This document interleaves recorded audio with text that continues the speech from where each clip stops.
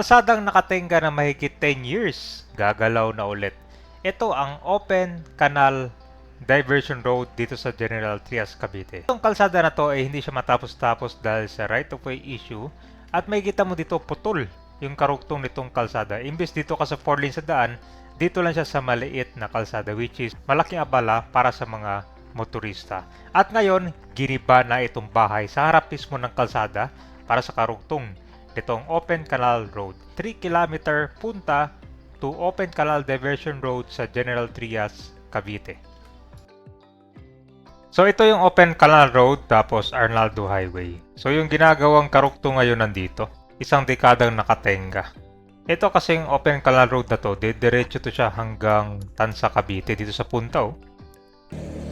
So ang pupuntahan natin ngayon, itong Open Canal to punta kalsada. Mahigit 10 years na pala itong na-delay dahil sa right of way tapos itingid na pondo. Kaya hindi matapos. Grabe naman yan, 10 years. Nadadaanan na yung extension na yun. Pero problema ako sa malubak. Saka itong road widening dito, ito yung bottleneck papuntang Arnaldo Highway, sarado pa. Hopefully magawa na rin to para dire-diretso. Dito kasi useless yung road widening. Gitna. Pagpasok mo naman masikip yung kalsada. Dapat to tuloy-tuloy talaga. Puntaan na ni Secretary Vince Dizon, Open Canal Cabayan at nakita na dun yung kalsada. Kasi nakaraan nung punta natin may basketballan pa yun eh. So hindi makakadaan yung mga andun. Kakaliwa lang sila. So marami pong tatanggalin dito. Puro bakante naman. Baka siguro mabilis na lang to. Natin mo naman no. Puro bakante lang. Wala naman masyadong mga bahay dito eh.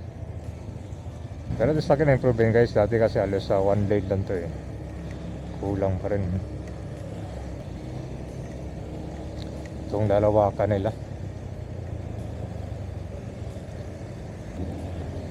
So ang diretsyo nito, yun na. So na road widening na rin pala itong intersection. Pwede lagyan ng traffic lights sa inyo. Yun no.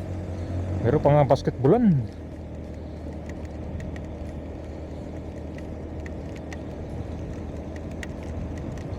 Yun guys ito nga dyan pa pala, hindi pa ako natanggal.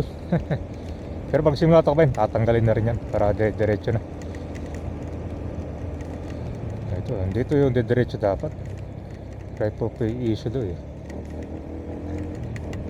Ito yung diretso ng kalsada guys. Ito ginagawa na rin pala. Ano, yan yung karugtong nyo. Ayan guys, so bilang na lang yung araw nitong ring dyan.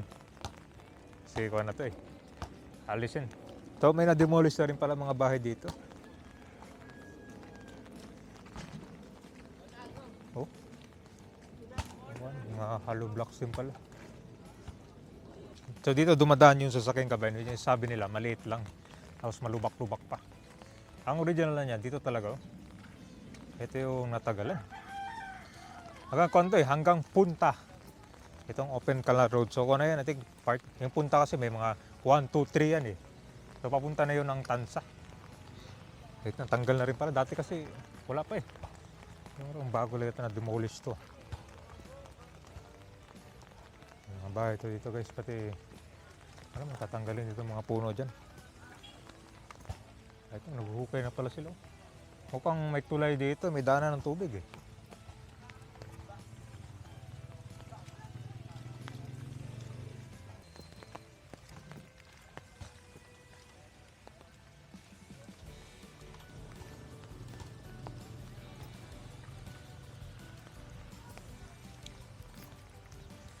Ayan, at least may progress ano. Mga hollow blocks itong nagiba dito. Ayan oh. So meron na rin palang silang hinukay dyan. Ayan guys. Sige. Tulay? May tubig ba dyan?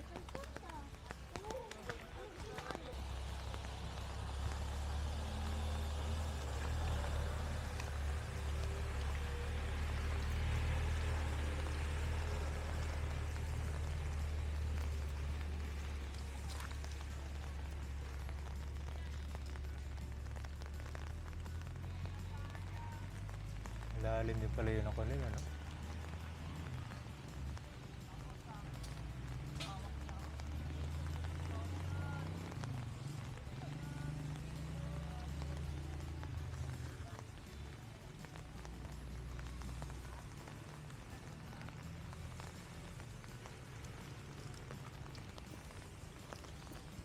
Tikada rin yung mga nakatira dito. Ayan. Okay, may daanan pala ng tubig. So gagawa sila ng tulay niyan. Ayan, guys.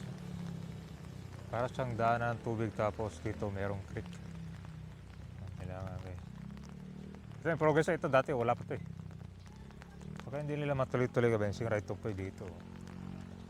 Kasi matagal na rin nakatira. I think mga more than 10 years ito sila eh. Kaya siyempre hindi rin papayag yung mga kanyan. Yung nandyan nang walang compensation.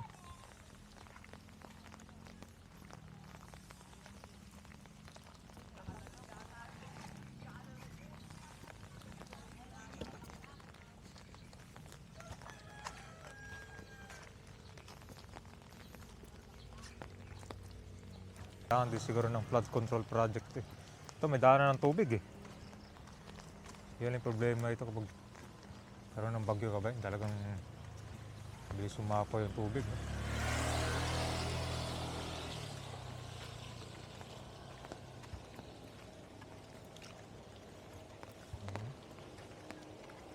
Sus, hindi lang pala kalsadang ayusin dito guys. Pati yung drainage ng tubig.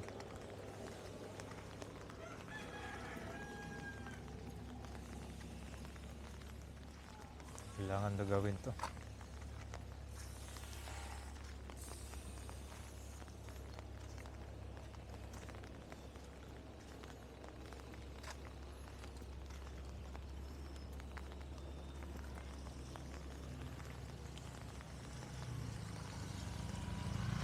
Yan o. Daming tubig na daan yan.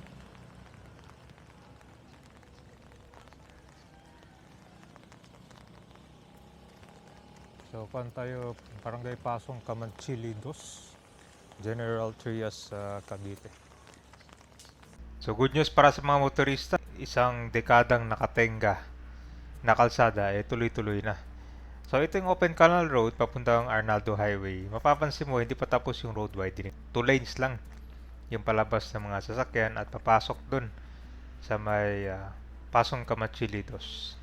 Hopefully pag nagawa na tong road widening, mag-i-improve na rin tong flow ng mga sasakyan dyan kasi ito yung labasan eh. Ito talagang kailangan to ma-improve pa.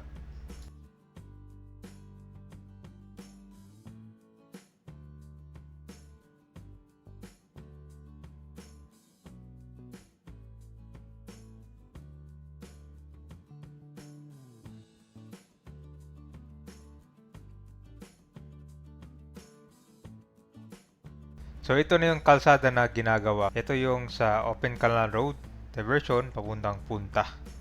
So na-delay ito na mahigit 1 dekada.